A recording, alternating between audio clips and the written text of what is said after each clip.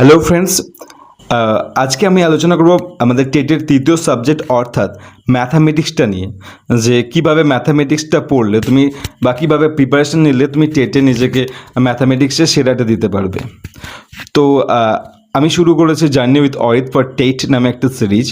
এখানে TET related নানা video, কীভাবে নিজেকে প্রিপারেশন করবে বা কোন কোন টপিকগুলো তোমার পড়া উচিত এবং কোন কোন বই ফলো করবে, কীভাবে এমসিকিউ বা প্র্যাকটিস সেট দেবে, সব ইন ডিটেলস আমি তোমাদের আস্তে আস্তে বলতে থাকবো। তো আজকে আমি জানাবো যে ম্যাথামেটিক্স সাবজেক্টটার নিয়ে তুমি কিভাবে প্রিপারেশন নেবে। তো ম্যাথামেটিক্স সাবজেক্টের ক্ষেত্রেও সেই একই জিনিস রয়েছে, 15টা কন্টেন্ট এবং 15টা পেডাগোগি। তো পেডাগোগের ক্ষেত্রে রিতার বইটাকেই ফলো করতে বলবো, যেমন বাজারে অন্যান্য যে বইগুলো রয়েছে সেটার থেকে রিতার বইটাকে আমাকে বেশি পার্সোনালি ভালো লেগেছে। তার কারণ এখানে তোমার মাইক্রো টিচিং, ম্যাক্রো টিচিং সম্পর্কে বিস্তারিত আলোচনা করা রয়েছে এবং এখানে তোমার অনেকের ডেমো ভিডিও তো নয়, ডেমো টপিক রয়েছে, যে টপিকের সাহায্যে তুমি বুঝতে পারবে যে কোন পদ্ধতিতে বাচ্চাদেরকে পড়ালে তারা ম্যাথামেটিক্সটা কীভাবে আয়ত্ত করতে পারে।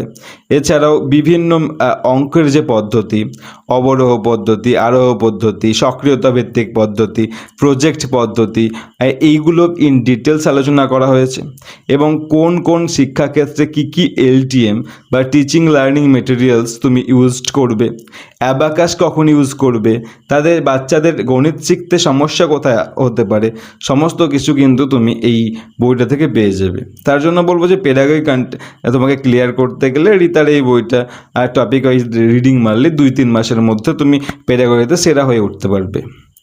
এরপরে আসি কন্টেন্টের ক্ষেত্রে ম্যাথামেটিক্সে। তো কন্টেন্ট মানে অঙ্ক থাকবে এবং এই অঙ্ক থাকবে 15টা। তো তুমি কিভাবে প্রিপারেশন নিলে অঙ্কর জন্য তুমি নিজেকে সেরা দিতে পারবে।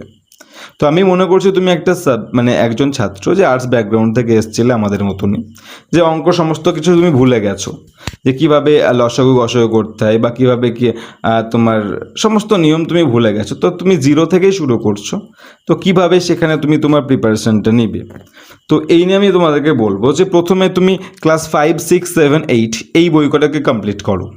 তো কীভাবে দাদা কমপ্লিট করব।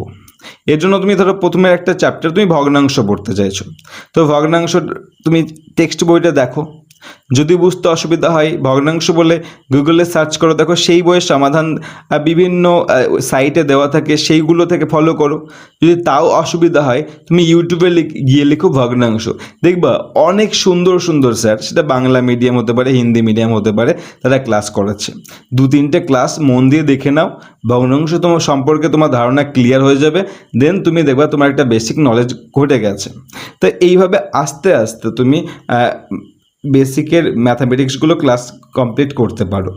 এবার যদি বলো বই ফলো করতে, তার বাজারে ম্যাথামেটিক্সের বাংলাতে একটা বই অনেকেই ফলো করে, সেটা হচ্ছে সুবীর দাসের ছায়া চ্যালেঞ্জারটা, এবং অনেকে এই বইটা কিনে। কিন্তু আমি বলবো যে এই বইটা যথেষ্ট ভালো, দারুণ স্ট্যান্ডার্ড কোয়ালিটির বই রয়েছে। আমি নিজে বইটা পড়েছি এবং আমার কাছে আছে, কিন্তু এই বইয়ের যে সমাধানটা সেটা শর্ট মেথডে দেওয়া আছে এবং ওনারা কম্পারেটিভ পরীক্ষার কথাটা মাথায় ভেবেই শর্ট মেথডে দেওয়া আছে। দেখা গেলো যে একটা আয়তক্ষেত্রের দৈর্ঘ্য 10% বাড়লো, প্রস্থ 10% বাড়লো, তার ক্ষেত্রফল কতটা বাড়লো, এই যে ব্যাপারটা, এটা দেখা গেলো এমন একটা শর্ট ফর্ম দিয়েছে যে এক লাইনে অঙ্কটা হয়ে যাচ্ছে এবং তুমি প্রথমে করে খুব ভালো লাগছে। কিন্তু বাবু এই অঙ্কটা না, যখন ডেটা চেঞ্জ হয়ে যাবে, তুমি যদি থিওরি বা বেসটা বা কী বোঝাতে চেয়েছে অঙ্কটা সেটা যদি বুঝতে না পারো, তখন কিন্তু তুমি শর্টকাট পদ্ধতিতে করতে পারবে না এবং অঙ্ক ভুল হবে। তার জন্য বলবো যে অঙ্ক প্রথমে শর্টকাট পদ্ধতিতে করতে যাবে একদমই ঠিক নয়, তুমি বড় পদ্ধতিতে করার চেষ্টা করো। সুবীর দাস ওনার বইটা ফলো করো, কিন্তু সমাধান নিজের মতন করার চেষ্টা করো। এবং আরও দুটো বই অঙ্ক জগতে প্রচণ্ড সাড়া ফেলেছে, সেটা ইংলিশ ভার্সনে লেখা আর.এস. আগারওয়াল স্যারের এবং রাকেশ যাদব স্যারের, ওনাদের বইগুলোও তুমি ফলো করতে পারো। সমাধান পদ্ধতিটা তুমি অনেকগুলো পদ্ধতি জেনে রাখলা বিকল্প, তোমার যেটা ভালো লাগলো সেটা করো। যেমন ধরো হাতের যে 5টা আঙুল, 5টা আঙুল কি সমান নয়, তেমনি তুমি যে পদ্ধতিতে অঙ্ক করতে পারবে সেটা তো আমি সেই পদ্ধতিতে নাও পারি, এবং আমি যে পদ্ধতিতে অঙ্ক করতে পারবো সেটা তোমার ভালো না লাগতে পারে। সুতরাং অঙ্ক সবাই পারে, জাস্ট খালি পদ্ধতিগুলোর সমস্যা রয়েছে। তাই তোমাকে খুঁজে বের করতে হবে কোন স্যারটা বা কোন বইটা তোমার জন্য অ্যাপ্রোপ্রিয়েট, এবং সেই বইটা তুমি চুজ করে ফলো করতে লাগো। এবং তোমরা তো সাইকোলজি পড়ছো, অর্থাৎ চাইল্ড স্টাডি পড়ছো, তোমরা তো পেডাগোগি নিয়ে ক্লাস করছো, ওই যে না ট্রায়াল অ্যান্ড ইরর মেথড, প্রচেষ্টা এবং ভুল, ঠিক আছে? এটা কার তোমরা কমেন্ট বক্সে জানাবে যারা টেট পড়ছো, যে ভুল ও প্রচেষ্টার থিওরিটা কার। তো এইভাবে তুমি যদি ভুল না করো, কয়েকটা ভুল পদ্ধতিতে অঙ্ক না শেখো, বা ভুল কয়েকটা বই ফলো না করো, দেন আসলটা কীভাবে জানবে?